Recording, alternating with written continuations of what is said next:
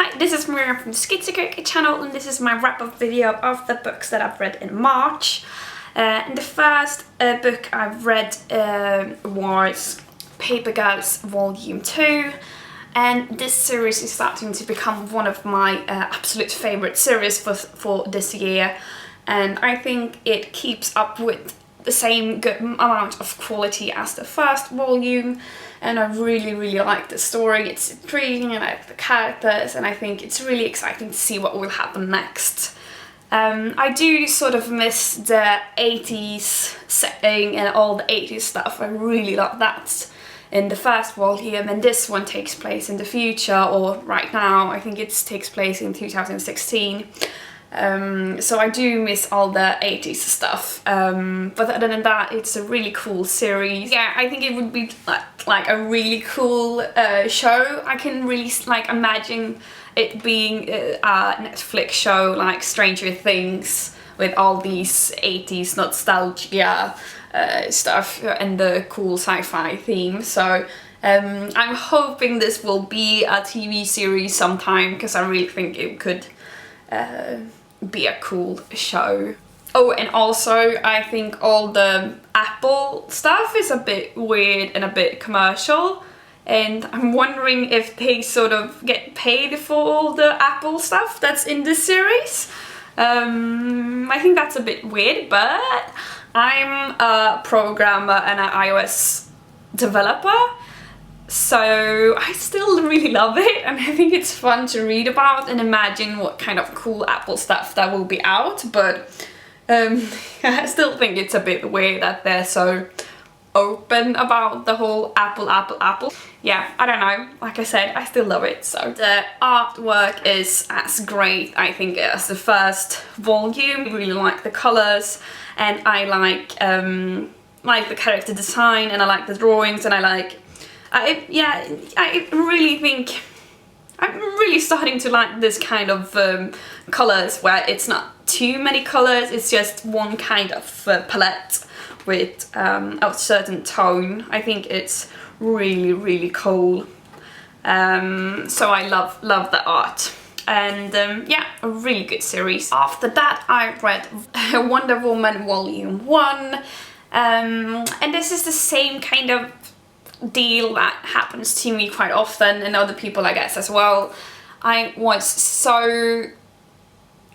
got this recommended from so many people, and many people said it was so good, so it got a bit too hyped for me, and I had too high expectations as usual. And yeah, I don't know, the story was okay, I liked it, but I thought it would be much better, and I don't know, I think Wonder Woman has such a cool design, and I haven't really read anything with Wonder Woman before. So I was just hoping to really fall in love with the character, but I think, I don't know, I didn't really connect with her, I didn't feel for her, and I wasn't really that interested in her in this story. So no, I didn't really like this one, and I probably will try a different Wonder Woman comic where I hopefully will connect with the character more, because here I didn't really feel for her that much. And it was a scene with the death of a person that she cares for. I'm not gonna spoil anything, but I thought it was weird that she mourned for, I don't know, one page and then just moved on, it seemed. And I think I always sort of bugs me and think it's weird when they don't take time to really mourn and care for people that die, and that sort of stuff makes me not really care for the character or really like the character, and it doesn't really make me feel like they're a real person, which they're not, I know, but I want to feel like it's a real person, because then I really care, and then I get connected with the story, and yeah, you know. So yeah, I'm a bit disappointed in that, and I thought all the Greek gods and stuff, I had no idea that that was going to be in Wonder Woman, because I didn't know, and I don't know anything about Wonder Woman really. I'm not sure if that's a regular thing with stories with her, or if it's just for this new 52 run, I'm not sure. But I wasn't really expecting that, so I guess I got confused or disappointed in that, because I didn't really want to read about Greek gods. I like Greek gods, but I thought it would be different. I guess that's why. What else? The story with the horse was quite gross, and that was a bit weird. Yeah. Other than that, I don't know. No, not really my cup of tea, I guess. Artwork is quite funny, or not. The art is funny, but it's funny because I didn't like the art. And then now when I'm preparing for this review, I realized the artist and the colorist is the same as Paper Girl, and I love the art in Paper Girl, but I didn't like the art in this one. So that's a bit strange. But I think it's because I didn't really like the design of the Greek gods, because they're not as I pictured them in my head. And I don't think I pictured Wonder Woman like this either, except that I really like that she's drawn really tall. That's how I picture Wonder Woman in my head. I mean, she's an Amazon, so she's supposed to be really tall and like, yeah, strong. And I really like that. And I think, what's her name? Hera. I think she's cool and I like the design of her. But the design of Zeus, no. Just ugly. He's supposed to be really pretty and like really handsome, but no. And the Greek gods, no. And then the second artist I actually really liked. I like the more kind of unique, quirky style. So I sort of like that art a bit more. I'm not sure. The art by Tony. I think I would have preferred that art. Not sure, but I think so. I think that's pretty much covers what I thought about the art and what I thought about this book. Yeah, does it get better in volume 2? Do you think I should give it another try, or do you recommend another run of Wonder Woman that I might enjoy more? Recommend a series for me, please, if you would like. I would be glad, or whatever. And after that I read Moon Girl and the Devil Dinosaur volume 2. This story and this storyline maybe isn't really the most like exciting or intriguing, but it's still a really fun read, and I really like her as the main character. I think she's funny and different and cute, and I like her. I like the dynamic between her and the Devil Dinosaur, and I think the dinosaur is really cute, and yeah, I like that. That's funny. And it's also funny that like Miss Marvel is in this comic, and like the Hulk and stuff like that. Or I think the Hulk was in the first volume. Yeah, but you know what I mean, that other famous characters is in it. So I like that, and I think it's fun. But it really bugs me that I mean, she's called Moon Girl, and she has like a pet dinosaur that sometimes comes to class and like creates all this chaos at school, and there's a new superhero that looks like her that's called Moon Girl, and that has a dinosaur, and still people can't figure out that that's her. Well, at least one of her classmates asks if it's her, but I mean, why even ask? It's so obvious. That always bugs me. It just, can't they come up with something clever for people not knowing? I think it's so weird. I mean, how many people in her age that looks like her and that has been seen with a dragon? I don't know. So yeah. And it also bugs me that she's supposed to be like really smart, right? But then she goes and like fights and sort of trashes a subway train and a subway track and stuff like that. Don't you realize how stupid and dangerous it is to like endanger all of those people's lives that's on this train just for a stupid fight with another little boy? And doesn't she realize how much it's gonna cost to fix all that stuff? I mean, she's supposed to be really smart. So I think that's a bit weird. I know she's new to the whole superhero thingy, but yeah, she should have figured out that it's not a good idea to fight where they're fought, but yeah, yeah.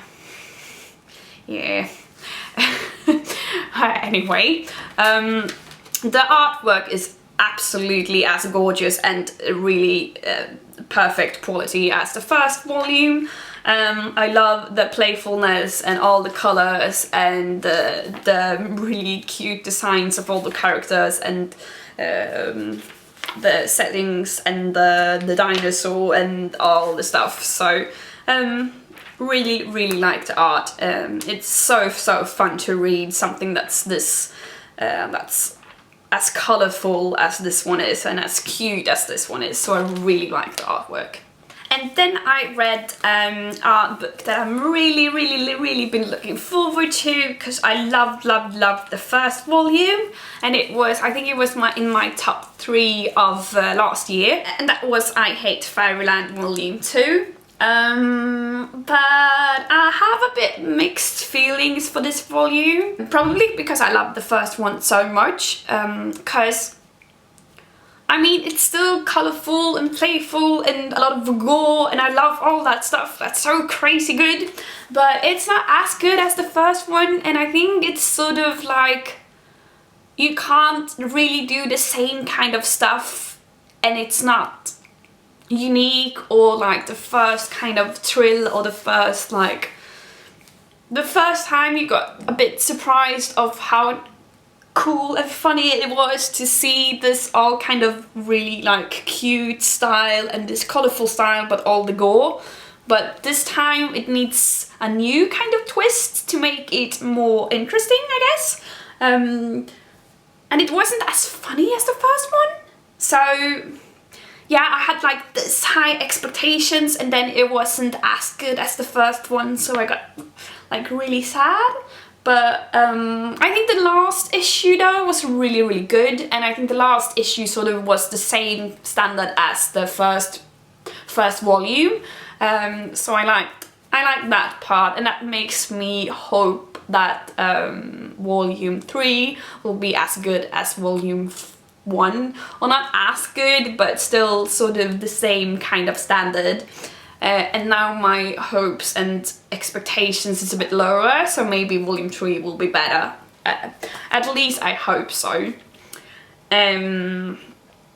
Oh, and I thought the scene with the little dragon boy carrying that coin was funny. It was so like, they have this kind of magic hat where they can fit everything and carry everything easily, but he still had to carry that really big, huge, heavy coin for so long. That was funny and sad, but funny mostly.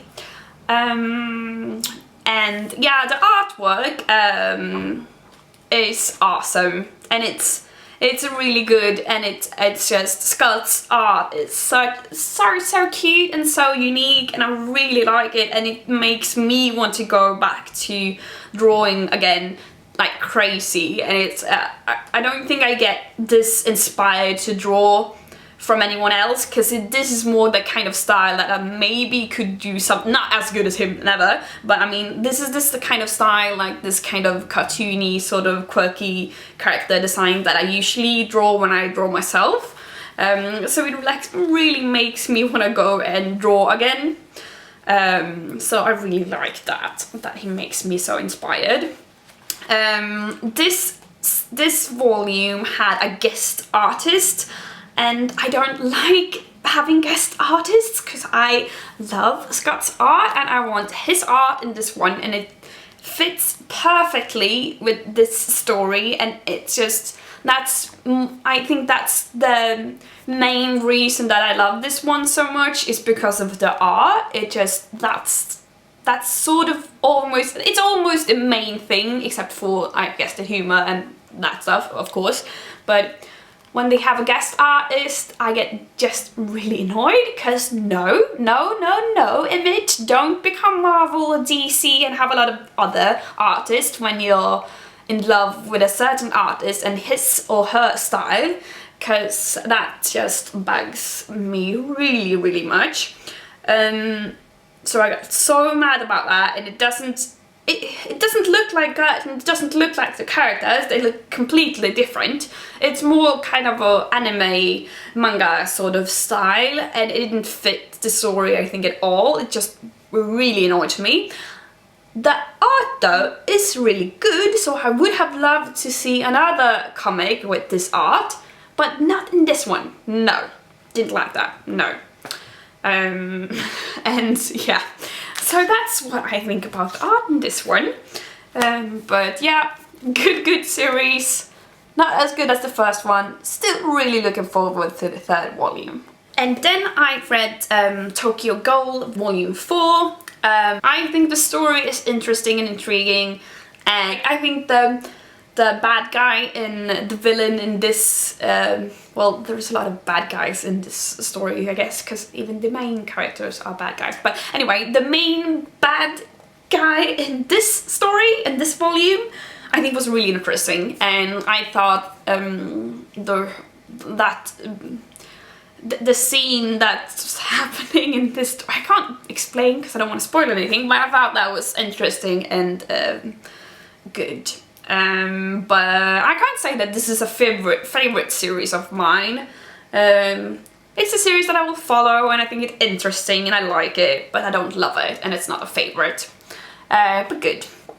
And artwork I think is really good, but I'm not as impressed now as I was in the beginning, because when I first started reading reading the series, I was so impressed by the quality. I mean, it's really nicely drawn, but now I'm sort of, I guess I'm used to it, or it's not as good or as cool of a page design as the first volume or something. I don't know, because I wasn't as impressed with this volume. Still very good, and I still like it, and I'm actually reading volume 5 right now, so I'm still gonna continue this series or whatever, and whatever. But yeah, that's all I can say, I guess. And then lastly, we have a series that's starting to become one of my absolute favorite series for this year, and that is Clean Room Volume 2.